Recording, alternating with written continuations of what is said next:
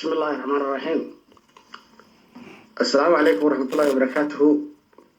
dhegeystayaal kusoo dhawaada wareysigan aanu ka qaadnay mid ka mid ah darafyada ku diriraya colaadii sanadihii ugu dambeysay ka taagneyd degmada Elefweyn iyo deegaanada hoos yimaada ee gobolka Sanaag, gaar ahaan kii ugu dambeeyay ee ka dhacay magaalada Daraweyne ee hoos timaada degmada Elefweyn. waraysigan waxaa qaadaya anigoo Axmed Faysal. waxaanu la xiriirnay nin ku sugan Jida oo ka mid ah labada daraf ee meesha isku haya mid ka mid ah. waraysigana waxaad ka dhageysanaysaan idaacadda Radio Al-Cadaala oo dhawaan hawada gashay. waraysigana wuxuu dhacay waxaan joogaa walaal eeriyada ee Daraweyne joogaa tuulo yar oo ka soka halkaas nagala hadlaysaa. waan gartay. waxaan ku weydiiyay Axmedow kan waxa ka dhacay dhibaatooyin badan baa ka dhacay muddo soo noqonayay. waxaan ku weydiiyay imise jeer baa isku dhacan yimid oo la isdhaarsaday oo dhaafkii la jebiyey oo dagaal ka dhacay meeshan intaad xasuusto? waxaan garanayaa intaa aan xasuusto ilaa 5 jeer.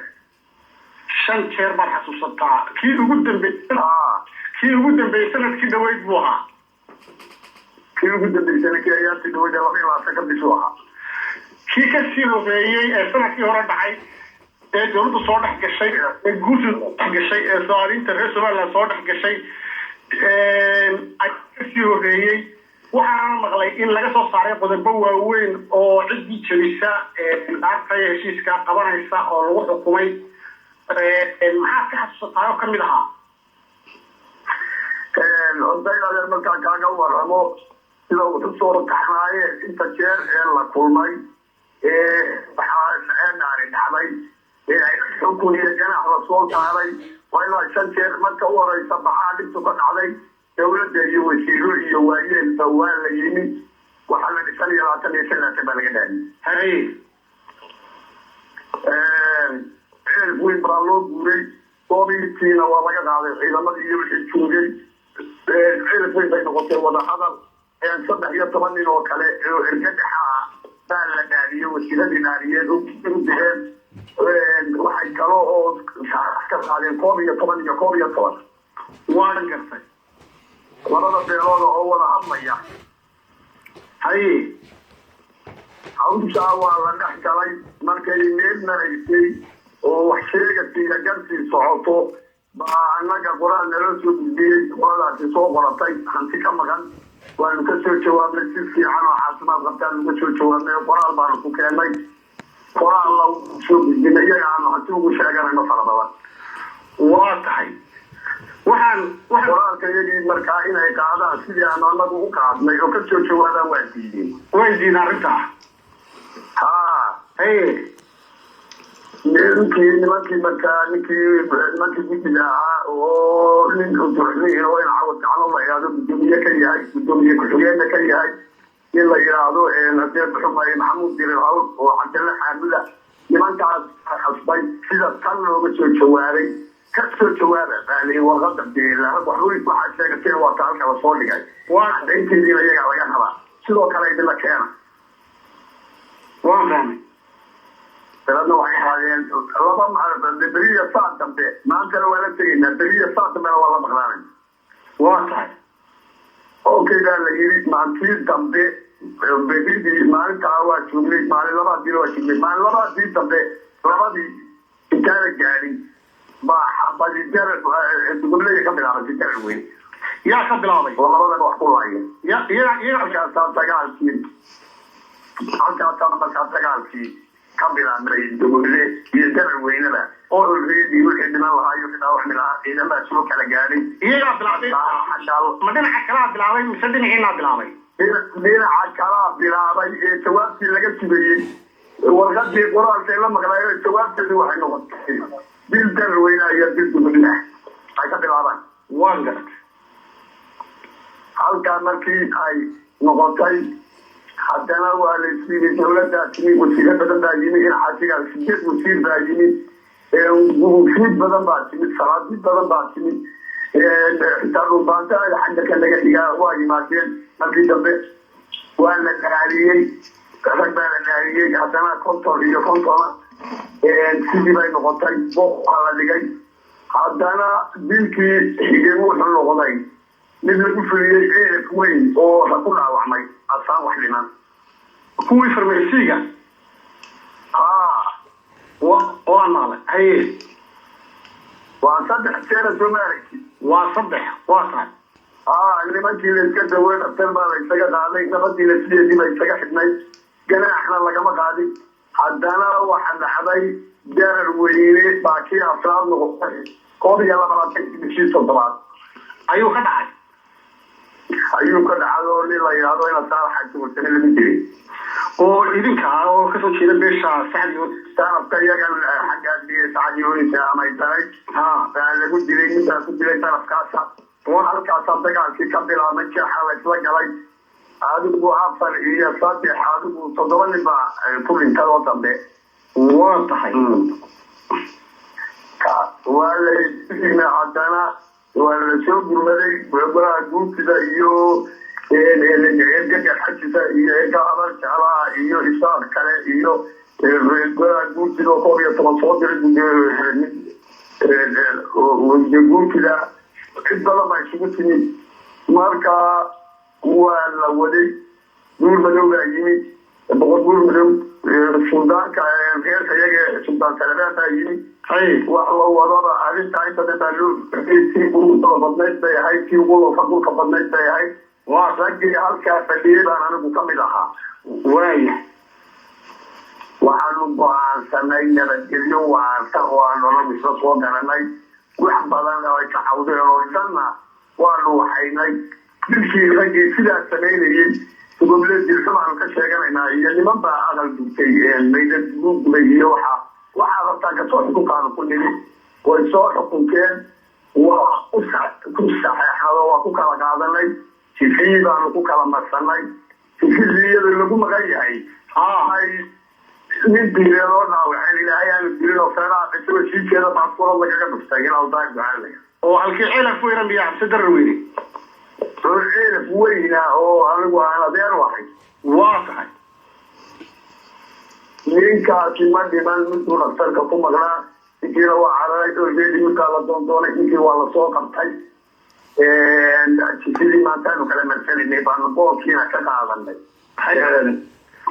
qoraa oo $20 ahaa waa boolkii labaad weeye kii mid hore lagamaba qaadin oo kaa hore dowladdaa dhigto dowladda halkii kama raacin halkii lagama soo qaaday waa tahay iwan ka annagaa isla qaadanay markaa noo keenan dowladda noo kala marisay waaya isagiyo tifii waankas aad baa laysu xilsaaray daryeelka labada dhinacba waanu baxnay erar weynaanu tagnay maatooyinkii iyo caruurihii iyo wixii isdagax tuurayay iyadoo ciidanka qarankuna joogo waanu baxnay jeexaanu geynay waa la hadalay go'aamada la gaaraanu u sheegnay fikrinka layaan wax walba waa u sheegnay maatooyinkii waa iswada qabsadeen ciyaaladii waa isku dhegeen waa la iswada dhunkaday raggaa ka mid baan ahaa waa soo gacan marin waaya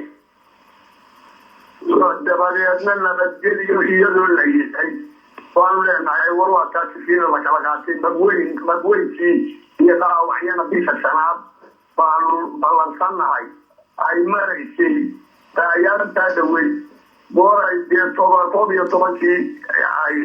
iyo meelaha barkii ay ahayd ilaa 11 ay ahayd baa nin maxamuud xasan la yidhaahdo oo dhalinyaro ah oo halkaa suuqa oo annama markaa ay ka tegado maqaxi ka shaahayo baa gaari walaalaada rag saaran oo 5 nin adigu halkaa isagoo marayo moobil bay madaxa lagaga dhuftay baas waaya oo nimanka ku dhuftay baabuur bay wajahtaa gaari walaaladay saaraayeen markii ninkii dhintado berkad la qodayo oo guri ka hor qodan oo kuwa majaroorka loo qabto uu ku dhacay isagoo meyda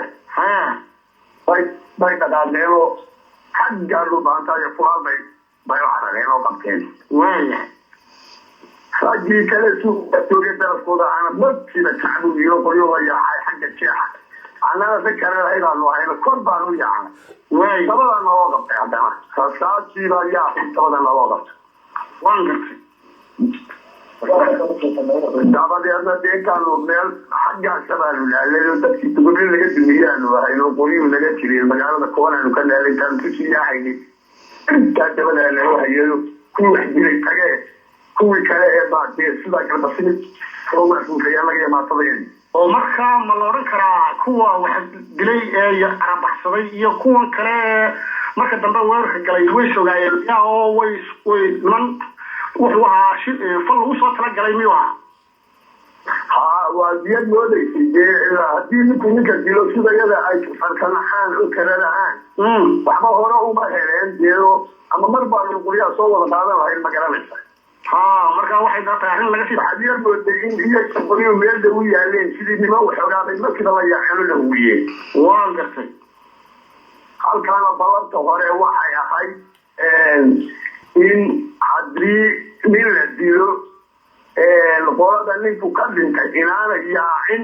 sidii boqor ismaan ka hadlayay bay ahayd inaan la yaacin oo la gamaamin oo dagaal iska geline nin waa dhintay weli ama laba nin sidii jikeen la sugo oo nimankaasi ninka midkooda qaataan qolada kala soo qabato ninkii wax dilay oo xaajadii waan dhageystay burmud oo intaa leh halkaa way ka bedelaatay oo waxbaa ka bedelaa sidaan isku ogeyn كمعي كبير وحدي بحلا قوي كان صاري كسر oo gacantayda kaga horeeyay mise idinka difaac galay oo argosi ما يلا وصية على حد وصية على الهوي idinka qoriyo raacsayo aan qoriyo waxay san bal yahuwi أنا كان قريبا الهوي عبار الهوي إلى أي أنا ودي واحدة دولة جديدة واي markii dambe qoriyo soo qaatay marka ma idinka weerar qaaday rogaal celina عاد مركي أنا وقولي هيك عن تلاعي halkii jeex ayaa jooraan ku dagaalanay ay difaaca xideen wax ka soo ridayaan faanu galay markaa oo nalo weerarka dadoo halkaa kaga digo jaxay suudi iyaguna markaa ku galeen dhufays bay soo galeen ayaan maqlay oo ay halkaa ka soo xideen dabeetana iyagoo tarajay ku jira idinkuna weerar ku ekeyseen waa tahay سوريدية يبقى سوريدية واياي مع الخوف يعني أنا لو شيء حاجة كده سوي نوصل أصلا ده ما كان دقال كده بحنا شو صوت الكشرة اللي تسوي من دقال كبيران دقال كوار مغلي دمشقي سيد داو عيسى لبضة دنعبة داو عينا هرجيسا لك لبضة دنعبة وان ورقة وان وحينا بيشي إن كل تطبع خد انتباه المغلي وليها كلنا تطبيق بدل بعد كان مربو حنا المشي adigu dadka dhintay kullayba wadada helay ilaahay u naxariista dhamaantood kuwana ilaahay ha booganayo laakiin waxaan ku weydiiyey dagaalka had iyo goor marka laga hadlayo dadka kale ee Soomaaliland ama Soomaalida kale waxay yiraahdaan habar jeclay habay wasba islaynaysa mar waxay yiraahdaan waxa islaynayo Muuse Abukar iyo Sacad Yoonis mar waxa la yiraahdaa Baho iyo Isdrees baa islaynaya mar waxa la yiraahdaa jilib hoose oo Idreeska ka sii hooseeya oo idinkaana magaciyahayn adigu sheegi doonto iyo waxa isleeyahay Baho dagaalkan yaa horta isku haya marka hore Axmed oo marka hore dagaalkan si kastaba dagaalku Baho iyo Idrees buu ahaa sidoo ku bilaabmay waa tahay hadda dagaalkii maalintii dhaweyd u dambeeyey markaan tixraaco u dambeeyey wuxuu ahaa Idrees iyo Biciide Idrees iyo Biciide waa kii ugu dambeeyo waan gartay haye